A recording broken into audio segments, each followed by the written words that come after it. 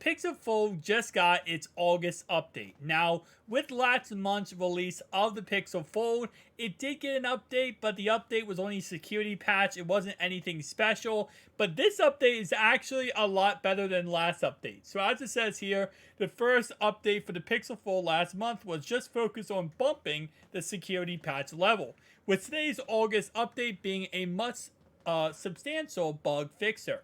Google also continued to address some Pixel tablet issues. Both the Pixel Fold and tablet benefit from a fix for the issue occasionally causing Bluetooth keyboards not to connect. We have not noticed this problem with our accessories. This is followed by a trio of user interface updates just for the Google Foldable. I have not actually heard that issue that Bluetooth keyboards are not connecting to it. And that is actually a huge issue.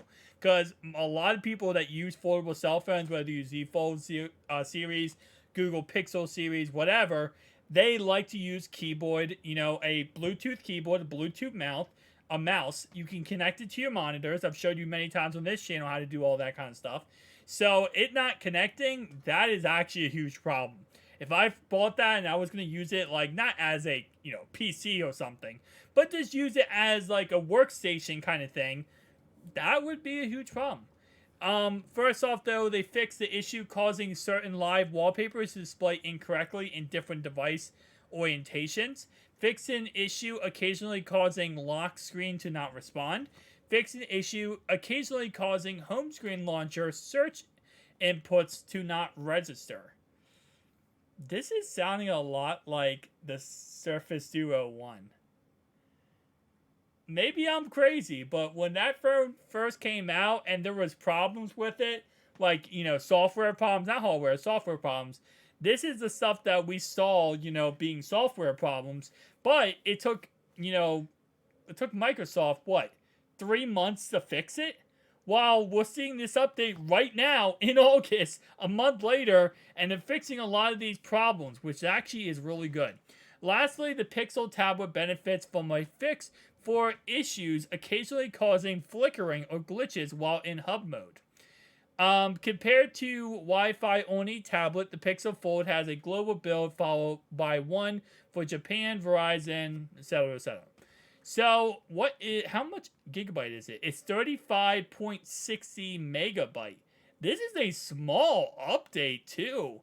That's a very small update here to, that's a small update, in all honesty, for this phone.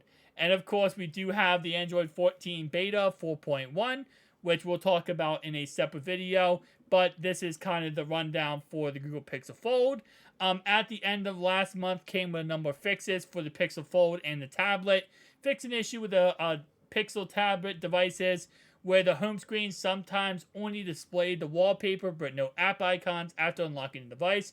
Fix an issue on the Pixel tablet and Pixel Fold devices that caused the foreground and background colors on certain screens to have insignificant color contrast to enhance accessibility. Fix an issue on the Pixel Fold where wallpapers that were applied to lock screen displayed left aligned instead of center aligned on the outer display. Fix an issue on the Pixel Fold devices where the tap to check phone features sometimes stop working after folding and unfolding the phone. Fix an issue with the device with 3-button navigation enabled where folding and unfolding device on the home screen could cause the navigation buttons to become misaligned. Fix an issue with the Pixel Fold devices where the wallpaper picker showed a blank thumbnail for the default live wallpaper option. Fix an issue with devices that sometimes cause 2 clocks to display on the lock screen. Fix an issue with the... I'm just going to start reading the second part of this. Where there was an issue with the clock on the lock screen to appear clipped. There was an issue with the widgets to overlap or stack on top of one another.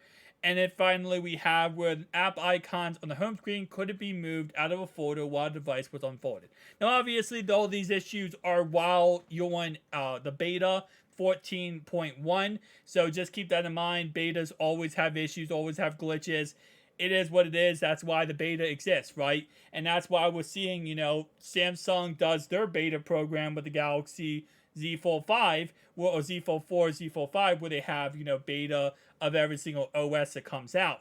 Oh, yeah, OS that comes out. Same thing with Google. The problem with Microsoft was they could never, actually get the ability to do this because apparently Google did not want to work with them. And Google would not let them in the beta programs. So they couldn't go through all this tests. I mean, you see all these problems here.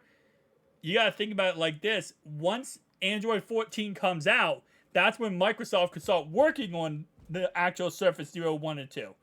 Right? And this, obviously, for Surface Zero 1, it was Android 10. Surface Zero 2 was Android 11. So this is why they, honestly, couldn't get the software out in time.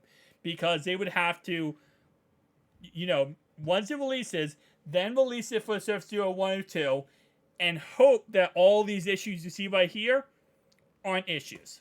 So, it is what it is, though, guys. Tell me down below your thoughts and opinions. I'll see you guys next one. Peace.